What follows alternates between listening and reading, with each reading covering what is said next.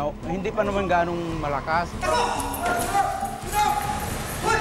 Bagya pa lang. Ngunit nung tumagal, palakas na ng palakas. Takbo-takbo na lang sila pa balik-balik kung saan dadaan. Yung nilamon na pa, libot na ng apoy yung kuan, taas, mausok na. Hindi ko na nakita yung katrabaho ko. May 13, 2015, bandang alas 11 ng umaga, naganap ang isa sa pinakamalala at pinakamapinsalang sunog sa kasaysayan ng bansa. Naglagablab ang Kentex Manufacturing Corporation, isang pagawaan ng tsinela sa Barangay Ugong, Valenzuela City. Ano nga ba ang ginagawa ng mga otoridad para siguraduhing sumusunod sa patakaran pangkaligtasan ang mga pagawaan sa buong bansa?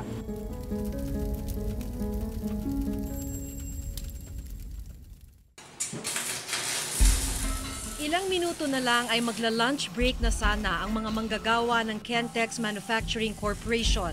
Kabilang na si Leonilo Alibangbang na nasa unang palapag ng gusali. Pero biglang may umapoy sa may entrance ng factory.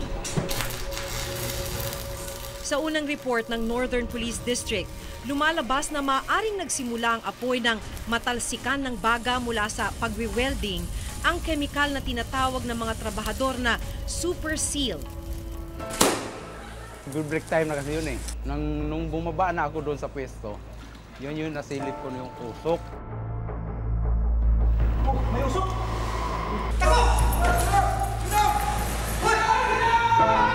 No, hindi pa naman ganong malakas. Bagya pa lang. Ngunit nung tumagal, palakas na ng palakas. Tumulong na kami na mag-apula ng apoy. Kumuha na kami ng tubig kasi yung amo namin nagtatawag na naapulahin yung tubig, tulong-tulong. Tapos mga fire extinguisher. Yun, hindi namin akalain na talagang palakas na ng palakas. Ngayon, dahil sa chemical na yun, masakit yung ilong namin, hindi na kami makahinga, pati yung mata, mahapdi. So, ang decide namin, magpulasan na. Nung nagpulasan na kami, mamaya-maya, yun na yung umalingaw ng malakas na sabon. Na hindi na namin alam yung kasunod kung anong nangyayari. Basta naghanap na kami ng malalabasan namin. Mga kasama! Labas kayo lahat! Walang pa ng pandikit. Nasa ikalawang palapag naman ng factory si Aljon Peron, mag-iisang taon nang nagtatrabaho sa Kentex. Kaya hindi nila agad na lamang unti-unti na palang tinutupok ng apoy ang pagawaan. Yung pumutok, kumuha yung CR na malakas na usok. Tsaka yung kasunod niyan, malakas na apoy.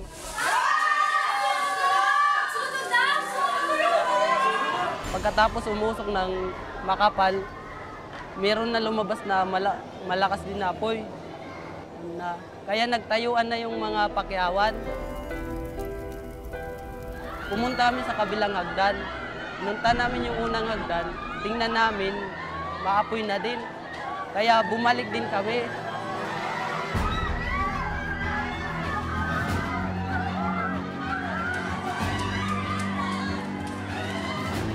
Yung hagdan naman na isa, apoy na din, kalahati na din yung apoy, kaya wala na kami madaanan.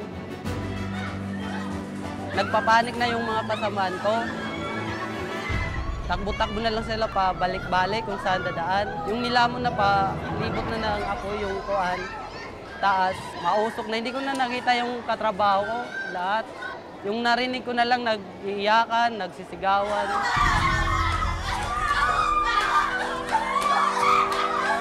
Tipon-tipon na lang sila sa loob. Yung bintana po, mataas din. Tsaka meron nakaharang din na mga chicken wire yun. Yun, hindi ka makakalabas kasi mataas. Tsaka may mga wire din yun.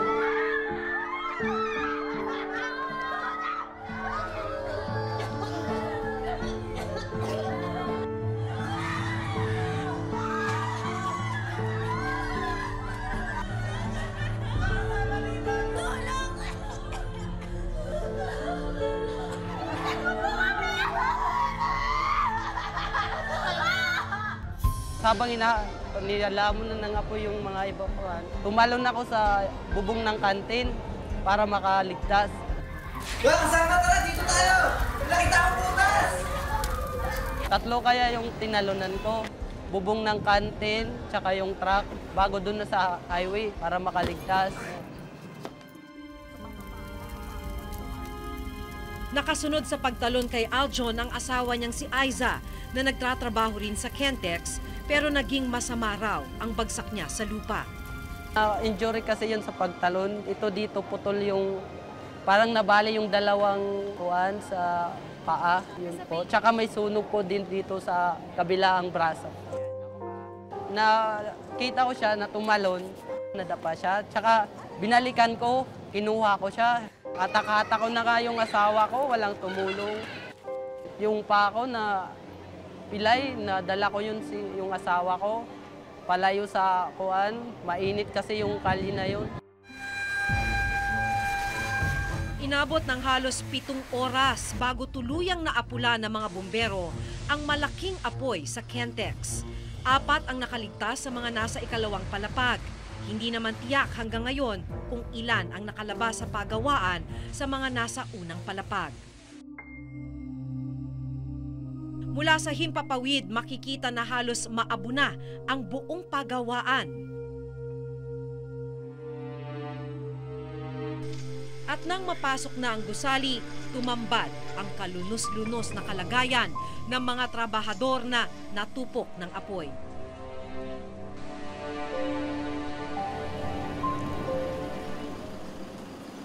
Hindi na makilala at ang ilan ay halos kalansay na lang ang natira.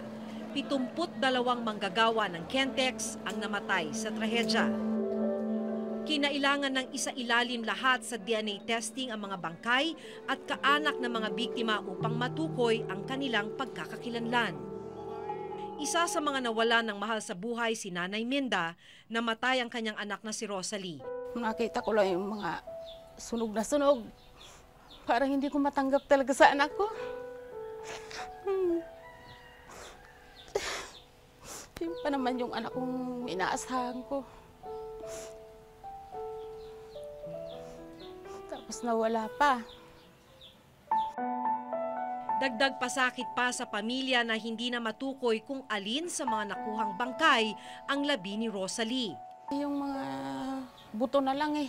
Paano mo makikilala yun? Iisa-isahin mo, hindi ko nga makilala. So dapat ito walang harang para libreng-libreng makapasok. So ito sir dapat tanggalin, ano po? Nasusunog na tayo, hindi pa natin nabubuksan yung takbuhan. Ang isang fire exit, pahirapan pa kung mabuksan.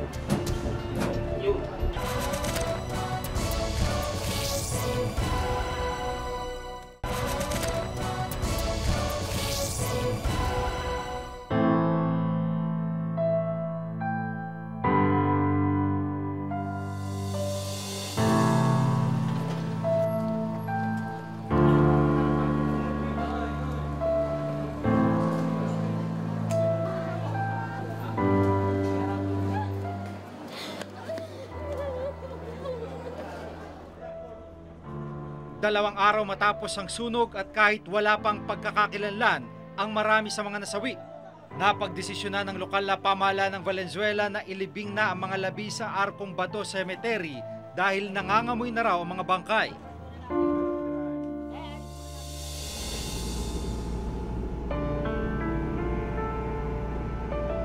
Kaya yung ilang kaanak gaya ni Nanay Minda at Eduardo, ngayon pa lang makakapunta sa libingan. Ngayon lang kami, buhat kung ngayon lang kami napunta. Hindi namin alam yung patay namin kung nahandyan. Kaya dito na tayo nagtirik ng kandila sa krus.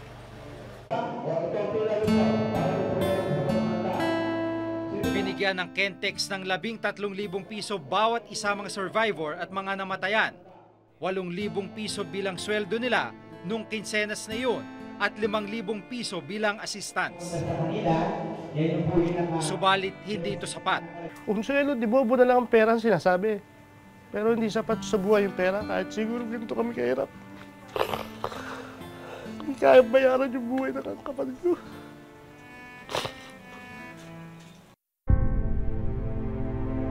Sa inspeksyon na ginawa ng Department of Labor and Employment noong Setyembre 2014, Lumalabas na nakapasa at sumusunod ang Kentex sa General Labor Standards at Occupational Safety and Health Standards. Pero sa isinagawang investigasyon ng Center for Trade Union and Human Rights o CTUHR, lumalabas na may mga paglabag daw sa Occupational Safety and Health Standards ang Kentex. Yung una dun sa tinatawag na handling ng chemicals, no, storage. Pag sinabing storage, ayon dun sa guidelines, kailangan yung mga chemicals ay nasa tamang containers. Sa nangyari dito sa aming investigasyon ay wala at nasa isang sako lang, nasa sahig at na hindi ligtas yung kinakalagyan. So, dapat may mga fire exits, hindi lamang isa, kung hindi dalawa. At yung fire exit na ito ay dapat nasa labas ng gate o di kaya yung isa naman nasa loob na madali at accessible sa lahat ng mga nasa sa loob at pwedeng ma-access within a short period of time. Ang mga bintana, hindi lamang ito may grills, no? May mga wires. Kinilala sina Beato Ang at Ong King Guan bilang may-ari ng Kentex. Sinubukan namin silang kunan ng payag pero tanging ang abogado nila ang umarap sa amin. We don't want to preempt the investigation but hopefully it will prove again what we've been saying all along. We have sufficient fire exits. We have complied with every fire safety regulations that we have. In fact, we have a certificate of compliance from the Department of Bureau of Fire and Protection po. Dahil sa mga paglabag na nakita ng non-government agency na CTUHR, malaking katanungan kung paano nabigyan ang kumpanya ng pahintulot na magpatuloy sa operasyon mula sa DOLE, BFP at local government unit. Doon ng panahong inassess ang kumpanya, tinignan natin yan, may mga kulang, tinuruan natin na ganito ang inyong gawin.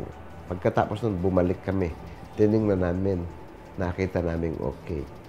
May exit, may emergency exit, bukas yung emergency exit, wala yung chemical doon sa gate nung panahon na tinignan. Hindi namin alam kung ano ang ginawa nila matapos naming ma-okay yung kanilang construction safety and health. Dahil nga wala kami doon 24/7, hindi naman kami doon nagtatrabaho. Nang tanungin namin si Valenzuela Mayor Rex Gatchalian kung paano nakakuha ng permiso mula sa kanilang Kentex, hindi raw nila mandato ang pag-iinspeksyon ng fire safety ng isang establishmento. The first step dyan is the local government are given the plans. We study the structural integrity, the sanitation, the plumbing works, the electrical, the mechanical. But when it comes to fire safety, before we sign off on a building permit, we send that to the Bureau of Fire Protection for them to do their fire safety. They will get a document called the FSEC, Fire Safety Evaluation Compliance.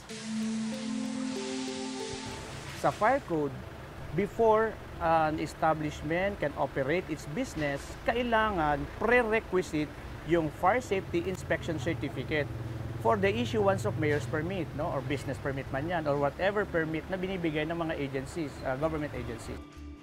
Sagot naman ni Mayor Gatchalian, binigyan sila ng kapangyarihan ng DILG at DTI na magbigay ng provisional business permit sa isang kumpanya habang wala pa ang fire safety certificate. May joint memo circular of the DILG and the DTI, series number 1, said that the local government units can give the business permit, but the agencies concerned, like BFP, should follow through with the post-audit of the documents in 1 year's time. Instead of 1 year, inatasan nila yung mga tao nila na 3 days kaagad inspeksyonin nyo na. Iniksian pa nila yung period. Bakit nila iniksian yon? Para nga makabalik kaagad sila sa local government unit nang sagot whether or not i-revoke or hindi i-revoke. They were only given themselves 3 days.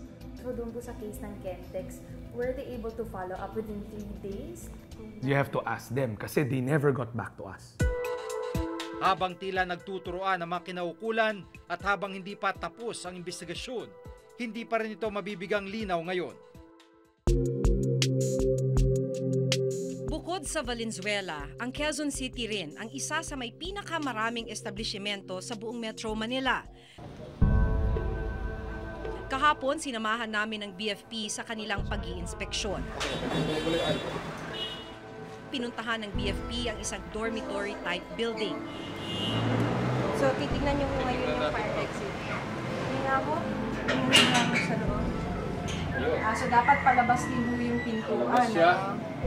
Equip siya ng emergency lights. Gumagana ho ba? Parang hindi gumagana. Wala na to. Dito nakita ang ilan sa mga paglabag sa fire safety standards. Nandito tong fire exit na yan. So, dapat ito walang harang para libreng-libreng makapasok. So ito sir dapat tanggalin, ano po? Nasusunog na tayo, hindi pa natin nabubuksan yung takbuhan. Ang isang fire exit, pahirapan pa kung mabuksan. Hindi madali para sa Bureau of Fire Protection na ma-inspeksyon lahat ng business establishment sa bansa dahil kulang na kulang ang bilang ng mga fire safety inspectors. Halimbawa, dito sa Quezon City, may 200 lamang na fire safety inspectors para sa 67,000 na business establishments.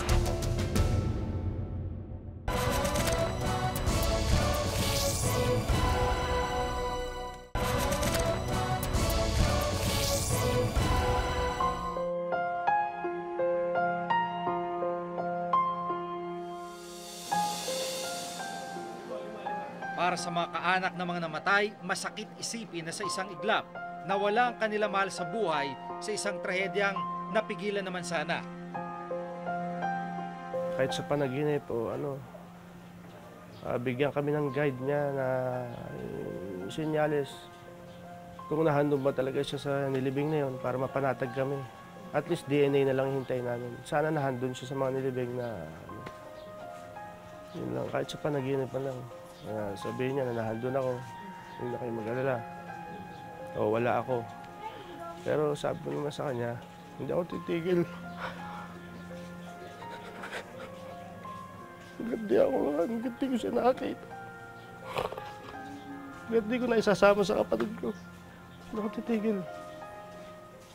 Malungkot na kinakailangan pang magkaroon ng isang malaking trahedya gaya ng Kentex para pag-usapan ang karapatan ng mga manggagawa. Hindi ba dapat sa lahat ng pagkakataon ay binabantayan at sinisigurong ligtas ang lahat ng mga manggagawa mula sa kapahamakan tulad ng isinaad sa batas? Hanggang sa susunod na Huwebes, ako si Jig Manikan.